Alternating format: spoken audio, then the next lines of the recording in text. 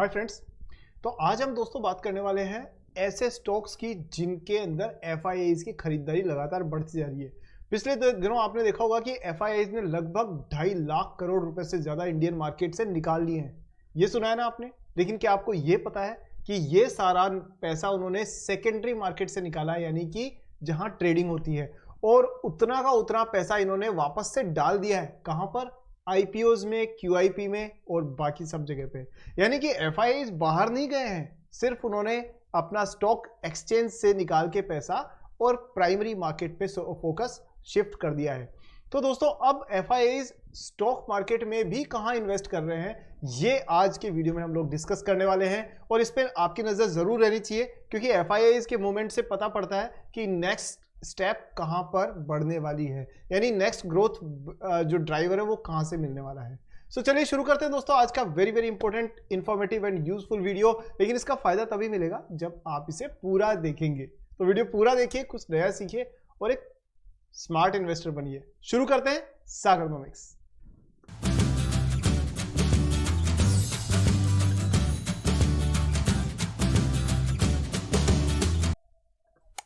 सो दोस्तों यहाँ पर सबसे पहले वीडियो में आगे बढ़े और हम लोग एनालिसिस शुरू करें। मेरी रिक्वेस्ट है कि वीडियो को अभी से लाइक कर दीजिए, क्योंकि बाद में आप भूल जाते हैं। चैनल को सब्सक्राइब करके बेल आइकन को ऑन कीजिए, क्योंकि मेरी वीडियोस आपको इस चैनल पर एनालिसिस की मिलती रहती है। सो चलिए शुरू करते हैं, देखते हैं पहली कंपनी। तो पहली कंपनी के बारे में हम डिटेल डिस्कस करें उससे पहले मैं आपको इसका शेयर होल्डिंग पैटर्न दिखा देता हूँ। तो देखिए दोस्तों, यहाँ पर अगर हम देखते हैं, ये रहा इसका शेयर होल्डिंग पैटर्न। और आप देख सकते हैं कि जो एफआईआईज हैं उन्होंने अभी क्या किया है, ये हम लोग एक बार जरा डिस्कस करते हैं। ये कंपनी कौन सी है इस पे भी बात करेंगे, लेकिन पहले देखिए कि इस कंपनी में हुआ क्या है कि ये 0.26% इसके अंदर एफआईआईज का इन्वेस्टमेंट था 2021 में, और वो बढ़ करके बढ़ते बढ़ते एफआईआईज लेके आ गए इसको 6.8%। ठीक है, कितना ज्यादा हो गया। डीआईआईज की बात करें, डोमेस्टिक इंस्टीट्यूशनल इन्वेस्टर्स, डीआईआईज ने भी 15% से अपनी स्टेक को बढ़ाते बढ़ाते बढ़ाते वो लेकर के कहां पे आ गए, वो लेकर के आ गए दोस्तों 25% पर। यानी कि ये दोनों पार्टीज मिलकर के करीब करीब 32% के आसपास, यानी 1/3 of the entire share holding जो है कंपनी की, वो एफआईआईज और डीआईआईज के पास में ही है। ठीक है, कहां पे कम हुआ? कम हुआ आपका ये प्रोमोटर से। प्रोमोटर्स ने अपनी स्टेक 75% से घटा के 60% के नीचे लेके आ गए, और वो क्योंकि प्रॉफिट बन रहा है, कुछ रेगुलेटरी रिक्वायरमेंट्स वगैरह का और वो सारा इश्यू भी रहता है, तो कुल मिला के जो इन्होंने प्रोमोटर्स ने बेचा वो एफआईआईज और डीआईआईज ने खरीदा। तो इससे पता पड़ता है कि एफआईआईज का लगातार फोकस इस कंपनी पे बना हुआ है। अब जरा कंपनी के बारे में जान लेते हैं दोस्तों। कंपनी का नाम है जीई वर्नोवा टी&डी। ठीक है, जीई वर्नोवा टी&डी।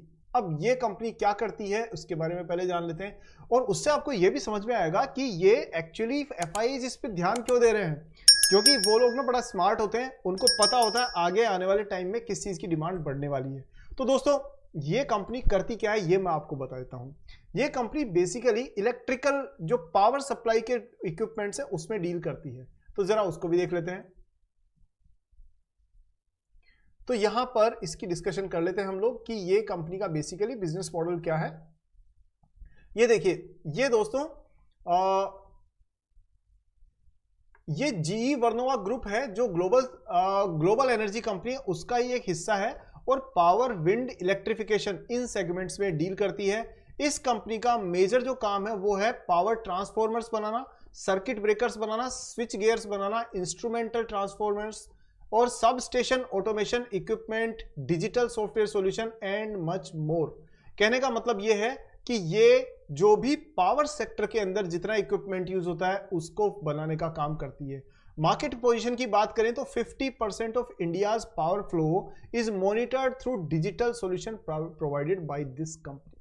अब समझ में आया आपको कि देश की 50% इलेक्ट्रिसिटी, हमारे यहाँ पे पीक पावर कितनी होती है लगभग, अभी पिछले गर्मियों के हिसाब से देखें तो करीब 260 गीगावाट्स, ये पीक पावर लगभग हमारी अचीव हो चुकी है पहले से।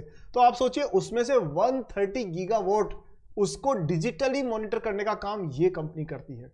सो इससे पता पड़ता है कि एफआईआईज इस पे इतना बुलिश क्यों है। साथ में कंपनी के अगर हम देखें तो एबिटा मार्जिन्स जो है ना वो इंक्रीज हो गए हैं कहां से -2.7% से -2% से और 10.8%, यानी जो एबिटा इसका नेगेटिव 2.25% था, अब वो बढ़ के 11% होने वाला है लगभग। एंड देन नहीं, और उसके बाद में H1 FY25 में ये 19.5% तक पहुंच गए, यानी लॉस से 20% प्रॉफिट तक ऑलमोस्ट। इसके अलावा बाकी सारी और डिटेल्स भी हम लोग इसकी देखें, इससे पहले हम इसके क्लाइंट्स देख लेते हैं। क्लाइंट्स कौन कौन से? एनटीपीसी इससे माल खरीदता है, अडानी ट्रांसमिशन लेता है, हिंडाल्को लेता है, टाटा पावर लेता है, बीएचईएल लेता है, IndiGrid, Amazon, power grid, NHPC, Reliance Industries, JSW steel, जितने नाम लो उतने कम है उसके। तो कुल मिलाकर के इसकी डिमांड जो है इसके प्रोडक्ट्स की वो लगातार बनी हुई है। अब जरा हम इसके फंडामेंटल्स पे भी नजर डाल लेते हैं। तो यहां हम देख लेते हैं 51,000 करोड़ रुपए की मार्केट कैप है कंपनी की, और वो आप साफ तौर पे देख सकते हैं कि इसको एक लार्ज कैप कंपनी के तौर पे एस्टेब्लिश करती है। 2,000 रुपए के आसपास की प्राइस चल रही है इसकी, और रिटर्न ऑन इक्विटी दिया है दोस्तों 23, रिटर्न ऑन कैपिटल एम्प्लॉयड है 23 और रिटर्न ऑन इक्विटी है 15। अगेन दोनों ही नंबर्स बहुत सॉलिड है। पैग रेशियो के हिसाब से नेगेटिव है, क्यों? क्योंकि जब अर्निंग्स नहीं थी तब से ये कैलकुलेट हुआ है। Sales growth -5%, profit growth -3%। ये सब इसलिए क्योंकि हमारे पास पुराना जो डेटा था उसमें इसके प्रॉफिट की कैलकुलेशन नहीं हो रखी है, इसलिए। कंपनी ने डिविडेंड दिया है 28% का, यानी 100 रुपए का अगर कंपनी कमाती है 28 रुपए शेयर होल्डर्स को दे देती है, ये एक अच्छी बात है। कंपनी ऑलमोस्ट डेट फ्री है, क्योंकि इसके पास 0.03 का डेट टू इक्विटी रेशियो है, यानी जो पैसा जुटाया वो सिर्फ इक्विटी यानी शेयर होल्डिंग से ही, होल्डर से ही जुटाया है इसने। ग्राहम नंबर के हिसाब से कंपनी थोड़ी ओवरवैल्यूड जरूर लग सकती है, पर पित्रोस की स्कोर के हिसाब से दोस्तों 100% मार्क्स मिले इस कंपनी को, और यही वजह की एफआईआईज की कंटिन्यूअस मॉनिटरिंग लिस्ट में ये कंपनी शामिल रही है। अगर बात करें इसके क्वार्टरली रिजल्ट्स की, तो क्वार्टरली रिजल्ट्स में अगर हम देखें तो ये रिजल्ट अभी दिसंबर क्वार्टर के तो आने बाकी हैं, लेकिन अगर आप मोटा मोटा देखें तो सेल्स में लगातार ग्रोथ है इस कंपनी में, ऑलवेज इट वाज ग्रोइंग बिल्कुल कंसिस्टेंटली। प्रॉफिट मार्जिन जो है वो नेगेटिव था 2024 तक, -24% था 2022 तक, और उसके बाद में मार्जिन 1-2% करते करते इन्होंने 9% पे लाए, 12% पे लाए, और अब ये 18% मार्जिन पे लेके आ गए हैं। तो जो बात मैं पहले कह रहा था वही चीज आपको यहां पर होती हुई नजर आ रही है। सो अब इसके बाद में अगर हम बात करें कि इसकी ओवरऑल ग्रोथ की बात करें तो देखिए, अगर सेल्स में जो ग्रोथ है वो तो बिल्कुल सबड्यूड रही है। पिछले 3 साल, मतलब 3 साल पहले तक तो इसकी सेल्स की कोई ग्रोथ ही नहीं थी, ठीक है। उसके बाद में अभी ये पिछले साल भर में 30% से ज्यादा सेल्स की ग्रोथ हुई है। कंपाउंड जो प्रॉफिट है ना वो भी इसका बढ़ा है, लेकिन लास्ट 3 इयर्स में और पर्टिकुलरली लास्ट 1 ईयर में ये प्रॉफिट काफी सॉलिड नजर आ रहा है। स्टॉक प्राइस में डेफिनेटली ग्रोथ हुई है, क्योंकि एफआईआईज ने दबा के खरीदा है इसको, और यही वजह है कि इस कंपनी में आगे आपको आने वाले दिनों में भी इंटरेस्ट बना हुआ दिख सकता है, ठीक है। अब इसके जरा टेक्निकल्स पे नजर डाल लेते हैं। अब यहां दोस्तों आप ये देख सकते हैं, ये जो 2 चार्ट देख रहे हैं ना, इसमें ये नीचे वाला चार्ट है, दिस इज ऑफ निफ्टी। ये देखिए, मैंने निफ्टी को यहां पर ना ऑफ कर देना है आपके लिए, तो आप देखेंगे निफ्टी छुप जाएगा कि निफ्टी का चार्ट गायब हो गया और ये निफ्टी का चार्ट वापस से आपके स्क्रीन पर आ गया। तो निफ्टी की जहां पे ये हालत है वहां पर जी वर्नोवा जो है वो आपको लगातार ग्रो करते हुए नजर आ रही है, ठीक है। सो ओवरऑल एक ग्रोथ पाथ पर चलती हुई कंपनी है, साथ में उस सेक्टर को बिलोंग करती है जिस सेक्टर में सबसे ज्यादा ग्रोथ देखने को मिलने के चांसेस है। ये दोस्तों वीकली चार्ट पे जाते ही पिक्चर और ज्यादा अच्छे से क्लियर आपको नजर आ रही है। सो आप देख सकते हैं कि कहां निफ्टी की ग्रोथ बिल्कुल सबड्यूड है, लेकिन उसी केस के अंदर जो आपकी जी वर्नोवा है उसकी ग्रोथ काफी तेज आपको देखने को मिल रही है। सो ओवरऑल ये जो कंपनी है वो क्या है, बेसिकली एक बुल फेज में चल रही है, बुल फेज में है, और इसलिए इस पे आपको आने वाले दिनों में भी अच्छा ग्रोथ देखने को चांसेस मिल सकते हैं। कोई बाइंग सेलिंग का रिकमेंडेशन तो बिल्कुल भी नहीं है, लेकिन मैं आपको ये जरूर कहूंगा कि इस कंपनी पे आपको नजर रखनी चाहिए। अब जरा दूसरी कंपनी के बारे में बात कर लेते हैं। सो दूसरी कंपनी जो है उसका शेयर होल्डिंग पैटर्न आपके स्क्रीन पर आप देख पा रहे होंगे, और यहां पर कंपनी तो आपकी बहुत अच्छे से जानी पहचानी हुई है, लेकिन पहले देख लें कि एक्चुअली जो बात कर रहे हैं वो हो भी रही है इसमें या नहीं हो रही है। सो देखिए, क्या एफआईआईज इसमें खरीदारी कर रहे हैं? बिल्कुल कर रहे हैं। देखिए कैसे कर रहे हैं, अभी आपको दिखा देते हैं। ये वो कंपनी जिसके लिए एफआईआईज भूखे बैठे हैं, कैसे वो भी बता दूंगा अभी, एक सेकेंड।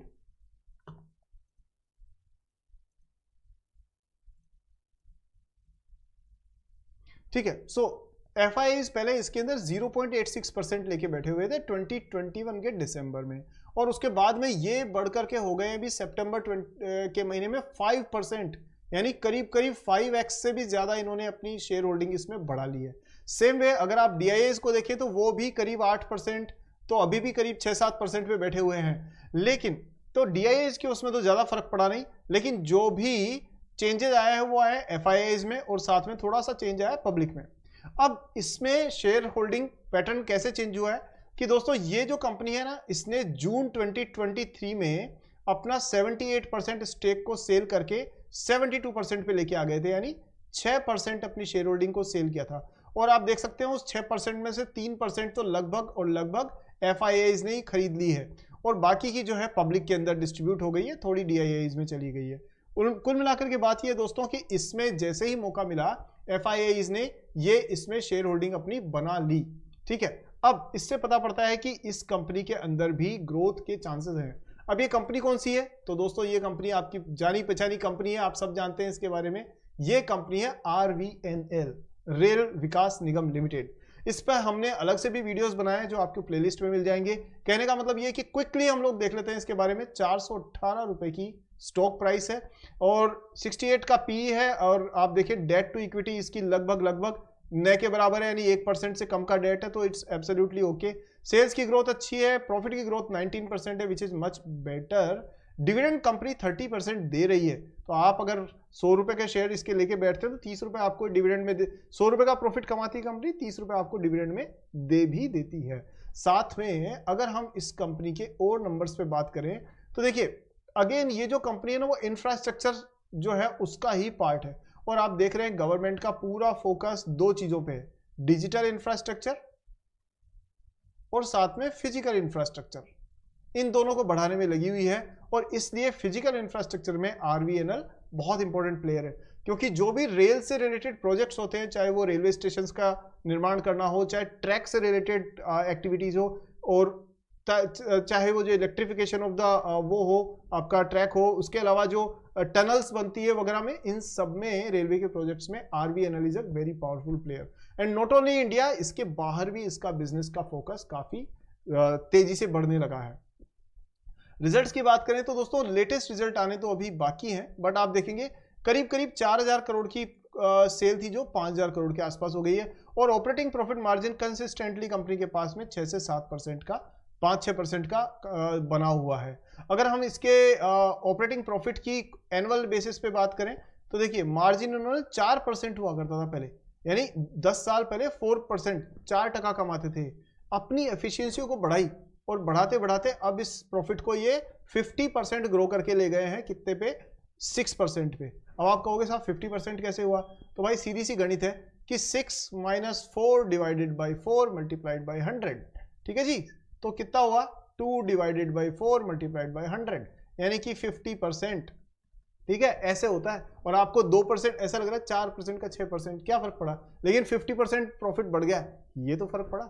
ठीक है, तो ये नंबर्स को कैसे रिप्रेजेंट करते हैं उस पर बहुत कुछ डिपेंड करता है। सो यहाँ आप देख सकते हैं कि कंपनी की सेल्स प्रॉफिट दोनों अच्छे डबल डिजिट में ग्रो कर रहे हैं, और स्टॉक प्राइस लेकिन 3 डिजिट में, यानी कि थोड़ा ज्यादा तेज भाग गई है। But again considering the railway theme का overall journey, this is a reliable theme. अगर हम देखें तो रिटर्न ऑन इक्विटी कंपनी ने लगातार डबल डिजिट में ही दिया है, nearly 20%, which is much much better than what others are expecting. So overall मैं कहूंगा कि कंपनी का बिजनेस मॉडल अच्छा है। और अगर हम इसके टेक्निकल्स पे क्विकली नजर डाल लेते हैं तो देखें जरा, तो यहाँ आप दोस्तों इसको डेली चार्ट पे देख सकते हैं कि ये निफ्टी और ये दोनों ही नीचे चल रहे हैं अभी तो फिलहाल तो, और ये जैसे जैसे मैं इसको क्लोज लाऊंगा आप देखेंगे ऊपर का एक ये मूविंग एवरेज का क्रॉसओवर साफ तौर पे बता रहा है कि अंडर प्रेशर है कंपनी, और इसी वजह से दोस्तों ये सेक्टर हो गया है, ये शेयर हो गया है अंडर वैल्यूड। ठीक है, सो ये आपको डेली चार्ट पर देखने को मिल सकता है कि कहीं ना कहीं निफ्टी से भी ज्यादा इसमें गिरावट देखने को रिसेंटली मिली है। लेकिन जैसे ही मैं वीकली चार्ट देखता हूं तो व्हाट आई फाउंड इज कि ये काफी अच्छा परफॉर्म कर रहा है as compared to Nifty long term के हिसाब से। और यही एक वजह है कि railway as a theme is a powerful theme, और आप ये मान के चलिएगा कुछ थीम्स है जिनकी की हमेशा जरूरत पड़ने वाली है, और हमेशा हमें ना 3 दिन के बारे में नहीं सोचना चाहिए, 3 महीने के बारे में भी नहीं सोचना चाहिए, 3 साल के बारे में कम से कम सोचना चाहिए, तब हम बनेंगे एक अच्छे इन्वेस्टर। और यहाँ आप देख सकते हैं कि अगर आप 3 साल का एरिया या का टाइम होराइजन या उससे बड़ा लेके चलेंगे तो आपको railway theme is going to play a very very important role in the rise of Indian economy.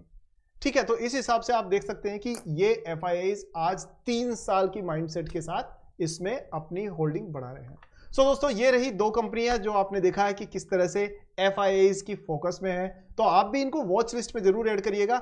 हालांकि एक डिस्क्लेमर दे दूं कि ये पूरी तरह से एजुकेशनल वीडियो है, कोई बाइंग सेलिंग की रिकमेंडेशन हमारी तरफ से नहीं है। आप अपना समझदारी से अपना निर्णय लें, सोच समझ करके। इसी के साथ दोस्तों आज का वीडियो खत्म करते हैं। वीडियो को लाइक किया कि नहीं? अरे अभी कर दीजिए, और सारे दोस्तों को व्हाट्सएप, टेलीग्राम, इंस्टाग्राम, फेसबुक सब पे इसको शेयर कीजिए। मेरे पास जो डेटा है उसके हिसाब से व्हाट्सएप पे 42% लोग शेयर करते हैं, उन सब का हृदय से बहुत बहुत धन्यवाद।